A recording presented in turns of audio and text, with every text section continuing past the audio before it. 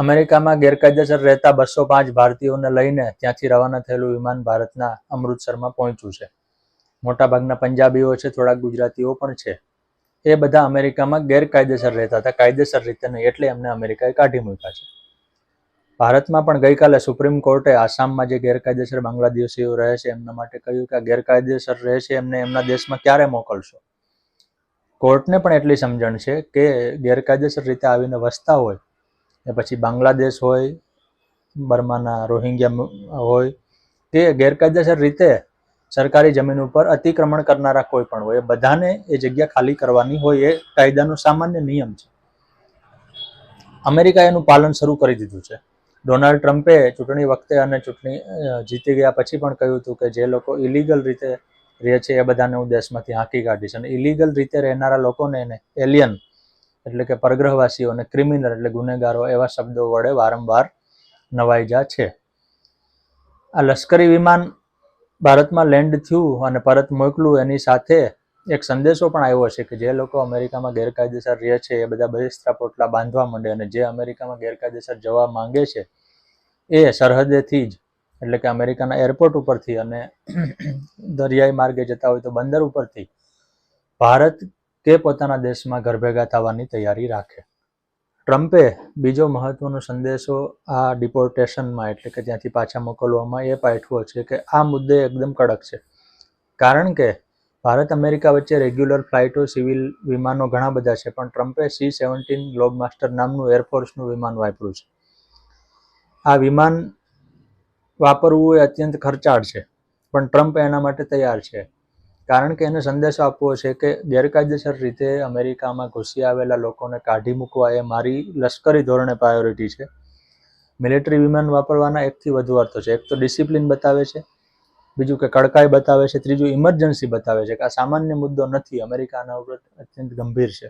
ચોથું ડર બતાવે છે કે જે દેશમાં મોકલે છે એ દેશને અને ત્યાં ગેરકાયદેસર ઘૂસનારા નાગરિકોને ડર લાગવો જોઈએ કે અમેરિકામાં તમે ઘૂસવાનો પ્રયાસ કરશો તો લશ્કરી વિમાન તમારી રાહ જુએ છે. ખર્ચની દ્રષ્ટિએ જોઈએ તો લશ્કરી વિમાન અત્યંત મોંઘું પડે, કેમ કે C-17 ને 1 કલાક ઉડતું રાખવાનો સરેરાશ ખર્ચ $28,000 એટલે કે લગભગ 24 લાખ રૂપિયા કલાકના થાય. જ્યારે નાગરિક વિમાન હોય અમેરિકી એરલાઇન્સનું માની લો તો એનો $17,000 એટલે કે 15 લાખથી થોડોક વધારે ખર્ચ થાય. પણ છતાં પણ કલાક દીઠ અત્યંત મોંઘો ખર્ચ ચૂકવીને પણ અમેરિકી સરકારે ત્યાં રહેતા ગેરકાયદેસરને જે તે દેશમાં મોકલવાની શરૂઆત કરી દીધી છે. આ વિમાન પંજાબમાં ઉતર્યું એ ગુજરાત ઉપરથી પસાર થયું છે ને 31,000 ફીટ ઊંચું હતું, એટલે આપણને નીચેથી દેખાય પણ ન પણ દેખાય, એ અલગ વાત થઈ, કારણ કે એનો રસ્તો આમ છે.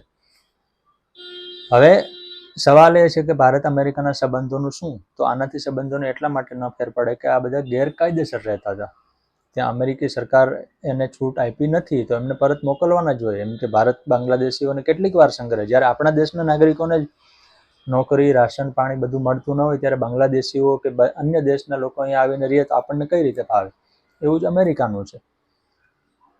એક વાત મહત્વની એ છે કે આ વિમાન સાથે ભારતની પ્રતિષ્ઠાને પણ ઉતરાણ થયું છે, કેમ કે ગ્વાટેમાલા, મેક્સિકો, હોન્ડુરાસ, વેનેઝુએલા જેવા દક્ષિણ અમેરિકાના ખંડના દેશો કે જે અત્યંત નાના છે, ઘણા ખરા ગરીબ છે અને કેટલાક તો ગુનેગારી માટે પ્રખ્યાત છે, એ બધા દેશોની આરવાર ભારત આવી ગયું છે, કારણ કે અમેરિકાએ જે વિમાન જે દેશના નાગરિકોને રવાના કર્યા એમાં ચીન નથી, રશિયા નથી, ઇઝરાયલ નથી, ઇવન પાકિસ્તાન પણ નથી. હવે આવે એ અલગ વાત છે, પણ પ્રાયોરિટીમાં જે દેશોના નાગરિકોને પરત મોકલ્યા એમાં ભારત છે. એટલે આપણે એવી ખાંડ ખાતા હોય કે ભારતીયો તો અમેરિકામાં જઈને છવાઈ જાય, ગુજરાતીઓ તો ત્યાં બધું ચલાવે, તો ડોનાલ્ડ ટ્રમ્પે એની હવા કાઢી નાખી છે. અમેરિકામાં બોર્ડર એન્ડ કસ્ટમ નામનો ડિપાર્ટમેન્ટ છે, જે એરપોર્ટ કે બોર્ડર પરથી જ પરદેશમાંથી ગેરકાયદેસર રીતે ઘૂસેલા આવેલાને ડિપોર્ટ કરે છે, એટલે એમના દેશમાં પાછા મોકલી દે છે. અને એરપોર્ટની બહાર નીકળીને દેશમાં એટલે કે અમેરિકામાં જવાની જ છૂટ ન હોય, ત્યાંથી જ એરપોર્ટ ઉપરથી જ લીલા તોરણે પરત કરે છે. હવે આ લોકો પરત આવે છે તો ત્યાં રહેતા હતા અને એમને શોધીને મોકલા છે. એનો મતલબ એમ કે હજી જે બીજા રહે છે 7 લાખથી વધુ ભારતીયો ગેરકાયદેસર રીતે ત્યાં રહે છે, એમને શોધીને ભલે બધાને નહીં પણ તો પણ થોડા ઘણાને તો મોકલીને સંદેશો આપવા માંગે જ છે. પણ આ ડિપોર્ટેશન એવો સવાલ પણ ઊભો કર્યો છે કે ત્યાં ભારત છોડીને એટલે કે પોતાનો દેશ છોડીને ગેરકાયદેસર રીતે લાખો રૂપિયા ખર્ચીને અમેરિકા ગયા હોય એ પાછા આવે તો એમને ભારતમાં સંઘરવા જોઈએ કે નહીં?